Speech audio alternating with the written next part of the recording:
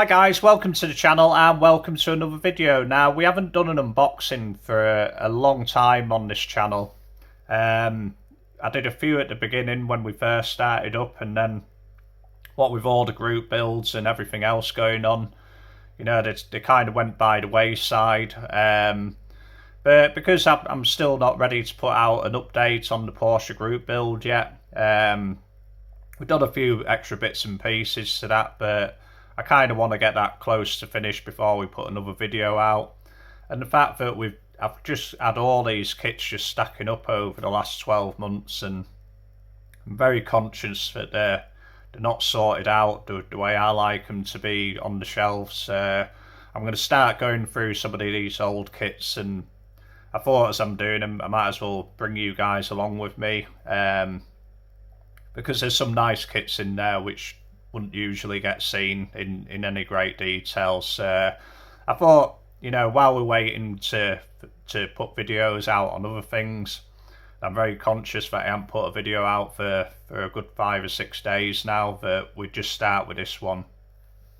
This is one of my favourite kits I bought over the last 12 months or so. I mean, I probably had this one a bit longer now. But obviously this is a 66 Lincoln Continental annual kit. This one's pretty much mint in box, to be quite fair. You know, and at the end of the video I will, because what I want to do today as well is I want to sort all this stuff out. I'll picture it how I would picture everything else. So if you wait till the end of the video, you'll see how I set them out and how I bag all the stuff up and what have you.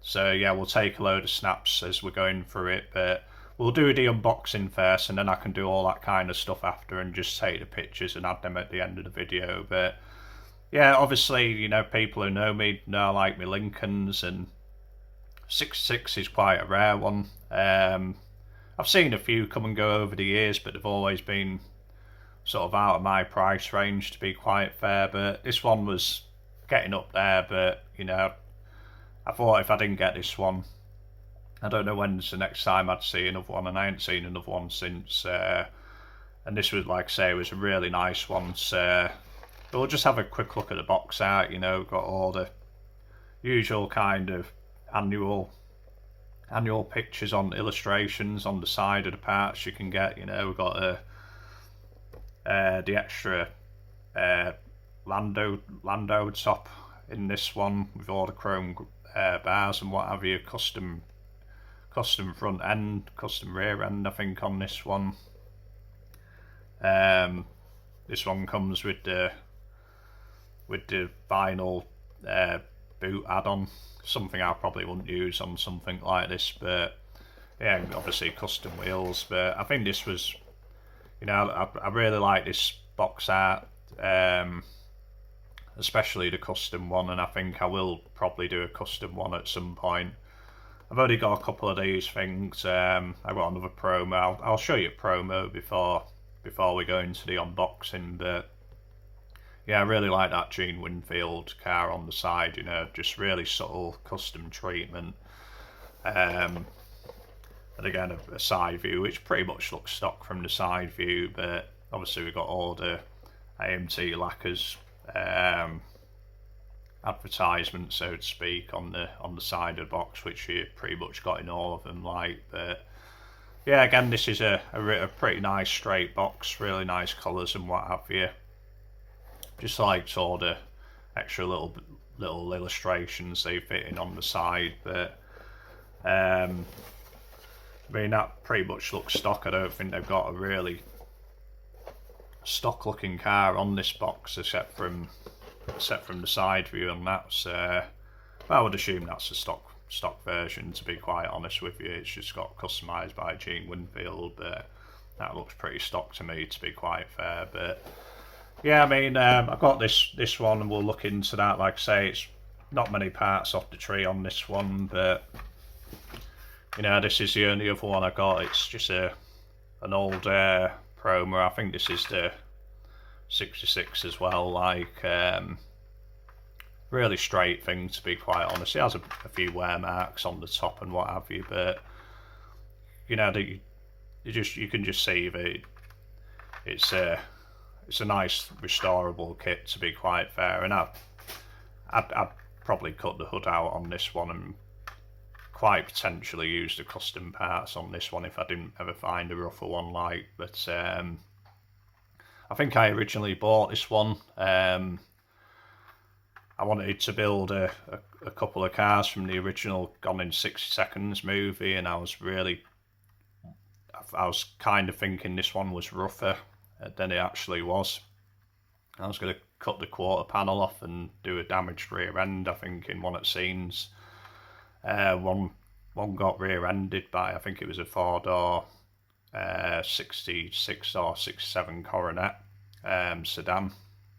So I was going to do a scene. That was always my intention, but I think that one's a little bit too nice to be chopping up, to be quite fair. And so yeah, I think those are all I have really from the 66 to 68s, which are generally the kind of same body style. But I've shown this one before. And I thought I'd just show this one in this video because it's the only 69 I've got, and I don't know when how I'd fit into another video just yet anyway. But I mean, I've shown this one before on the channel. This was going to be built on the channel over a year ago. We put it out in a sort of a viewer's choice video to see what project they wanted doing, and we did the Pan Am van. We did a 72 Dodge multi-window van, which we did built as a Pan Am shuttle bus. Not many people chose this one, to be quite fair, but still one I'd really want to restore, and probably one of my favourite builders in the collection, to be quite honest. But yeah, quite a rare thing is the 69 one. So really pleased to have that one in collection, to be quite fair, and just a really pretty car, to be quite fair. I really like the rear end on this one. But yeah, from what I believe, the 65 hardtop was retooled into the 66, hence why I didn't get any 66 onwards convertibles. They kept the majority of the tooling for the 65 station, 65 convertible, with all the bits for that one, and continue to reissue that throughout the years. But yeah, the 65 hardtop body went on to be retooled into the 66, which ended up as the 69. That was the last year that they issued a Continental. They just ended it in 69 as far as I'm aware. I think the centres were far too different, and they just didn't carry on that line, to be quite fair, which is a shame because I'd really like a 70 Continental. But yeah, I think that's the origins of this kit anyway, and pretty much everything else underneath, pretty much everything else just got retooled. The chassis was pretty much the same, I believe, between the 65 and 66 is but yeah, I think everything else from the 65 Continental hardtop was just pretty much basically left to the 65 convertible, and like I say, that's how we ended up with this kit. But what I'll do is I'll just lay all the parts on the table. We'll just have a look through it, and then, like I say, at the end of the video, we'll just put some pictures at the end of the parts laid out individually, so to speak. So yeah, I'll just cut the video and we'll see you in a second. Right then, well, that's all the parts laid out, so we'll just have a quick look through everything in a bit more detail. I know this isn't a conventional style of unboxing where we're just pulling bits out of the box, but it's just the way I can get it most organised in my head, and sort of sets me up for taking all the pictures we will do at the end, so. But yeah, I mean, we may as well start with the instruction sheet. First thing I noticed on this is what I hadn't really noticed on other kits is this has got the actual manufacturer date on it, February 23rd, 1966. Approaching 60 years now, like, since this one was pops out of the mould. And like I say, I mean, I'm sure this is on other instructions, but it's certainly the first one I've actually noticed while I've been looking at this old stuff. Like, but yeah, you got your typical instructions with bit yellowed, these ones, but still in great condition. This is all got all the kit issued chrome foil,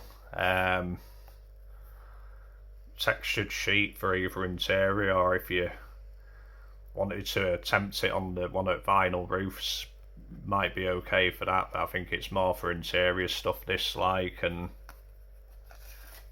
decals are in nice condition. I mean, I very much doubt they're usable, but nothing's cracked on them so far, so maybe a coat of clear and maybe a couple of days in the window would sort of solve them. But they even had the cover on them, which you don't really see that often, like. But like I say, this kit's pretty much split mint, but we won't spend too long on instruction sheets. You got your basic assemblies, your engine, chassis, interior, body, and a little advertisement for model car model magazine at the bottom. Looks like a 65 or 66 Joanne Plymouth Fury made into a pickup there. Just a list of what was available at the time. Quite a lot of old nice kits on there, to be quite fair. Not too much very rare stuff. All the stuff in this list is pretty much what got reissued over the years. They weren't the annuals, so to speak. They were just like the 49 Fords and all your hot rods, and yeah, you pretty much saw all of them continuously reissued, except from the 32 Ford there. You got the Willys 32 Ford combo. I think the 32 Ford was made into street rodish. Parts from that were put into the street rod issue kit, and then I don't think we saw it again after that. But yeah, just your stock assemblies, and then you're getting onto your custom assemblies, or the rear custom parts. And the more tame, I think this was the more ostentatious version, with the big grille and the big valance on the front, where the Winfield custom was more toned down, nicer parts. I think the only thing I couldn't see in this kit, which I've got, is like on this option it gives you red rear marker lights, and on this one it gives you clear rear marker lights, and there's one missing out of each of those. Luckily I do know I've got spares for them somewhere, but when I picture this, I'm just going to picture the one red and the one clear, and we'd be able to do something with them if I didn't find the others in time to build this. But to be quite honest, it's not going to be done for a good long time yet. So I think once I locate where I put them, I'll pair them up with a box and just take an extra picture of those extra parts in there, which we won't have to put in the pictures for this one. But with the bits we've got, you could still make the custom. Like I say, one's just clear, one's red, so we'd have to do the other one in red, paint the other one in red, or something like that if we wanted to do custom at this stage. Like, so yeah, I mean, that's the instructions. We'll just have a quick look at the trees. There's not many parts off the sprue on this one. Like we've got the extra wheel down there. I'm not going to pick up every single bit, like, but these are all the two optional custom front roll pans. That's a Winfield roll pan, and the sort of more advanced front roll pan which the chrome grille goes over, and yeah, that's the rear roll pan with the vinyl sort of texture on it, whereas you got the smoother one for the Winfield Custom. And set of 4, well, there'd be a set of 2 plastic wheels in this one. Like, not too sure. I mean, I'll have to have a look in instructions, see if it should have come with 4, but I can't imagine they did, to be quite fair. I've got a ton of them in the spares box if they need any extras anyway. But again, like, we've got all the remaining wheel backs on there, you know, just got one hanging on for dear life, and to be quite honest, I'm just going to take that off because it's going to fall off at some point. But yeah, that's the rear, the roof panel, textured roof panel. Again, what just sort of fits over the back. Again, probably not something I'd use on this, but it might come in handy for something else. And you got your bulkhead with your radiator support, car support there. A couple of the coolant boxes, fan and pulleys. I think those bits there are for your front custom roll pan, the side pieces on there. I'll just pop that down there. We got like just bits off, a couple of bits off the sprue, the steering wheel there. Luckily not cracked or anything. Battery, and can't remember what that bit's from. Yeah, just can't think off the top of my head. But and then next tree, you got your vinyl textured boot, seat back in there. Yeah, vinyl textured boot just sits on the top with sort of luggage strap design on there. Again, yeah, it's not really my cup of tea in that, to be quite fair, but you know, while the kit's all together, it's nice to have it in it, like. And then you got your stock hood, front seat, and again we got all the rest of those wheel inserts there, like. But you know, everything seems to be in good enough shape, so to speak. And dashboard, you know, quite prominent detail, so to speak. Quite faint in some areas, but you know, enough to work with and what have you. I think there's an insert possibly for that, and that'll be that's what this piece is there. It's just the top of the dashboard. Slots into there, like so. Not even going to put that in there because I can guarantee I'll never get it out again. Just a firewall, the bulkhead, so to speak, with brake mass cylinder and all other bits and bobs on there. But again, quite a nice easy thing to detail that up with paint, likes. The chassis plate, again, pretty much your standard Continental chassis plate. I should have really got the 65 out to compare it to the 65, but you know, I can't imagine there's too much difference in between 65 and the 66 onwards, so to speak. I think even on 68, that is 69, it was pretty much the same, like, except for you didn't have the screw holes in the 69 there. But an interior tub, again, pretty much your standard Continental interior tub. Again, quite nice detail on that, to be fair to say. I think it's probably a bit better than the 65. I would have thought things look a little bit more sharper in there and what have you, but again, nice condition and what have you. Glass parts with, yeah, this screen's a little bit marred up, but nothing, no deep scratches. It's just all surface where it's just been rattling around box, and hence why I like to get all this stuff sorted and bagged and what have you. But yeah, no deep cracks in that, just your standard one-piece unit.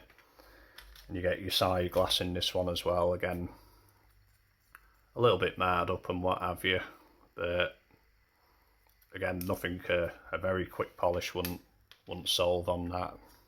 I'm not going to pick up all these small lights just because they're an absolute nightmare. You've got a couple of headlamp lenses for the windshield front end, and your rear marker lights down there, but that's your main custom lights for one of the rear custom options.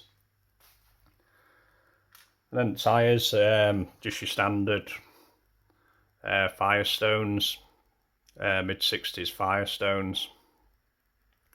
All white walls are in good shape and what have you. White walls, white stripes one side and just black on the other side. But you see round two are re-popping these ones just like that nowadays in most of their retro kits. And then we'll have a look at one of the two chrome trees. You got your custom front and rear tail light panels, grill and tail lamp panels. I think this grill has two different inserts. One, I think those bits which we showed you before there, for the solid grill across, or we got the clear lenses for that. A couple of Gene Winfield license plates, some quirky custom wheels along with the stock caps and hood emblem there as well, and front grille. Like I say, I mean, this is all in really nice shape. I mean, to be quite fair, it's a bit dulled and what have you, but I wouldn't particularly go to the extent of re-chroming these, to be quite honest with you. You got your rear bumper down there, the lower license plate holder, those are your rear custom marker lights, bezels. Not too sure what they are, to be quite fair. I should have paid more attention to instructions, but they're for side pieces, and yeah, that's your solid headlamp for the custom grille. That's the option for that one, and then you got your big grille for the more sort of advanced style custom. Couple of bumperettes and a really nice interior bezel there, triple gauge interior bezel. But yeah, I mean, I think the only bit that's actually off one of these sprues is the oil sump. I think that's the only chrome bit off the trees on this one, and this came with a full chrome engine. That was the only option for your engine, the full chrome one. You have the oil pan went in there, so to speak. A couple of other bumper trims. But this is pretty much all your engine here, your valve covers and your cylinder heads and engine block and what have you. And I think that's the only problem I have with these, when these kits are this mint. It's kind of a shame to take them all off the sprues and what have you, but you know, when it survived this long as in the state it is like. But you know, every kit's there meant to be built. Everything I have, I intend to build it. Everything I have won't all get built. You know, that's just the way of the collector, isn't it? You know, you have ideas for it, but it's which one comes first, and if it doesn't come first, then before your time's up with either the hobby or life, you know, it just depends on where it moves to next, but yeah, I mean, last thing we'll look at is the body, and this is again in really nice shape. All the B pillars are intact on this one, both sides. You know, I've seen a few where the B pillars aren't in place anymore, but not to say that's a not a hard fix like it's you just simply get a bit of evergreen in there and you fixed it already. But yeah, just again, just such a nice shape to this body, and all scripts are quite sharp. You got your scripts on the front quarter panel getting a bit blurred there. Like I think I've got a light shining straight on that. So, but yeah, you can see it better this side when I spin it round, like take it out of that direct light. But yeah, kind of a pancake style hood on all Continentals, which I liked, and yeah, massive boot lid on these ones, like so. So yeah, I mean, I think that's about it. So all we'll do now, I think that's your full unboxing, so to speak. And I know like these are a little bit unconventional and maybe not to everybody's preference how to do an unboxing, but it just helps me go through it all.